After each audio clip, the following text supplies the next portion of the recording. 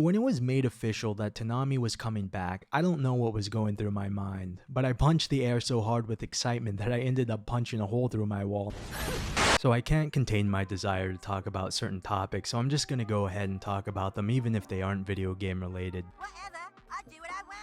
Though, you can't tell me that anime doesn't have massive crossover with video games. Hello, welcome to the channel. You can call me Mark or Marcus. In a segment I call the opening, I'll discuss the main bulk of what I have to say about a topic. I'll then go into another segment called closing where I'll give any final thoughts. With that out of the way, let's talk about why both Toonami and Adult Swim Action were so special, and how we might never see something like them again.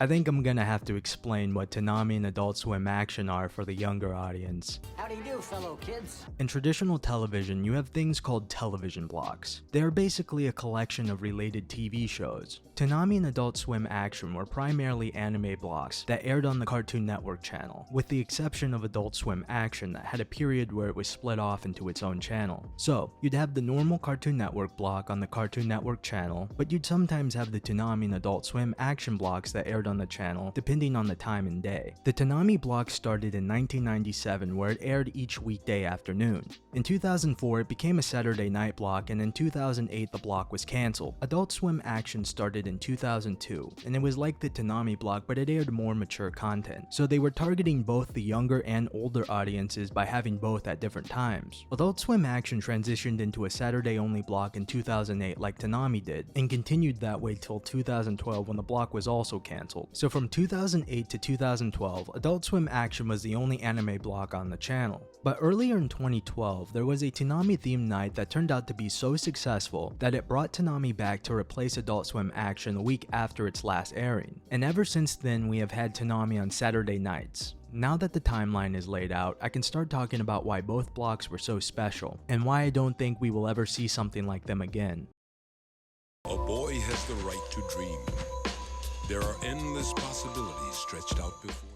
So now that I think about it, this topic is probably the best one to begin with if I'm going to talk about anime and or manga on this channel. Because I can't honestly say I would have been a fan so early if it wasn't for Toonami and Adult Swim Action. So going back to this time period right here, this is the time period that most will talk about when they talk about Toonami or Adult Swim Action. However, during this period of time, it was much harder for me, and a lot of other people, to access old episodes of anime. So when I did watch it, it was just whatever episode was on TV at the time. I remember watching Dragon Ball Z more than anything else. I saw a good bit of Naruto and Inuyasha as well. I saw Gundam a handful of times. I only saw one episode of One Piece, and I'm pretty sure it was the episode involving Shushu. I'm not sure I ever saw it air again, but that can be a whole nother video on how One Piece was handled during this period of time. I also played that Toonami Shockwave game that was made to coincide with an event for the TV block. I think I played that game before I even knew what the block was. But other than that, I remember the bumpers more than anything else, as they exposed me to a lot of anime that I wouldn't watch till years later. Bumpers really set the tone for a channel, even though they are often short. Tom was sort of the mascot for the Toonami block, and he would often lay out the schedule for the channel as well as have segments like video game reviews.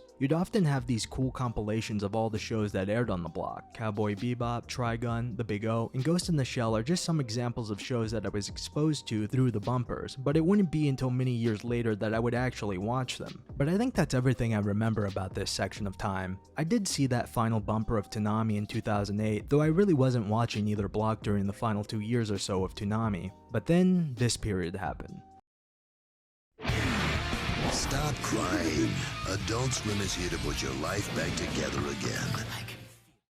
So, Adult Swim Action 2008 to 2012. From here on is what I'm really most interested in talking about. The late 2000s and early 2010s may have been my peak in terms of how much anime I was watching. And it really started with Bleach. 2008 was the year I started watching the Bleach dub every single week on the Adult Swim Action block. I don't even know what sparked it, but Bleach was the first anime I started from episode 1 and watched properly in order, and Bleach is without question worth its own video considering how much history I have with it. But Bleach led to countless other shows that I either watched on Adult Swim Action or online. Watching Naruto and Inuyasha properly from episode 1, finally getting to Cowboy Bebop, Trigun, and The Big O, being exposed to new shows like Full Metal Alchemist Brotherhood, Durarara, and Kakaishi. It was truly a great time for anime.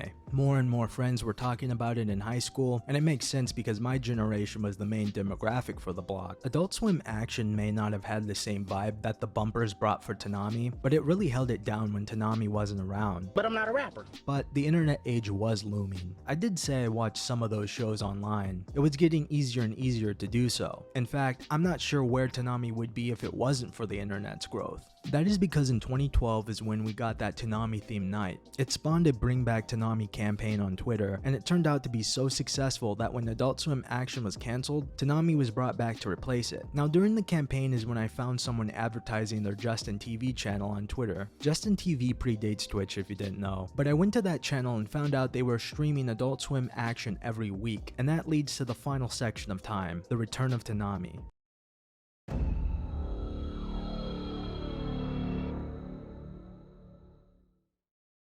So when it was made official that Toonami was coming back, I don't know what was going through my mind, but I punched the air so hard with excitement that I ended up punching a hole through my wall and had to fix it the next day. But anyway, for at least 3 or so years, I would always try to watch the block with that chat that I found. It was awesome to see they brought back the old style of Tom as well as the old style of bumpers and segments. Now where do I even begin with all the shows I watched during this time? Dead Man Wonderland was one of the very first shows I remember watching on the newly returned Toonami. Fooly Cooly, Eureka 7, Gurren Lagann, IGPX, Inuyasha The Final Act, Soul Eater, Space Dandy, and Tenchi Muyo are just some examples of shows that I watched with that chat. There were some shows that weren't even anime like Thundercats and Symbionic Titan. I even streamed once during a movie night since the usual streamer was gone for the week, and we ended up watching Summer Wars. It really was something to look forward to every week. But all good things come to an end. That ain't so, Joe.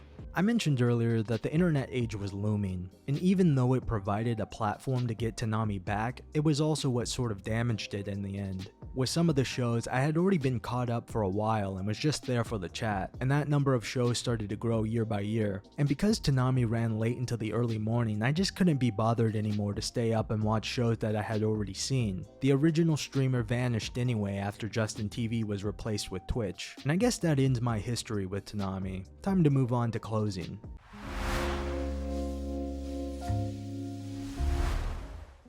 What made Toonami and Adult Swim Action so special was the fact they provided a way to watch anime at a time in which it wasn't so easy to do so. And when Toonami came back in 2012, it was that original nostalgia that brought it back. But with how easy it is to access anime now, most people aren't going to want to watch shows at a specific time and they can just do it on their own time through streaming. I do sometimes watch people's first reaction to certain anime, which is sort of similar to what I did during the early 2010s with Toonami, but I doubt I'd do that again for an entire block of shows every single week. And I think that ease of access and movement to live reactions over just the chat reacting to themselves are two reasons why we might never see something like Toonami and Adult Swim Action again.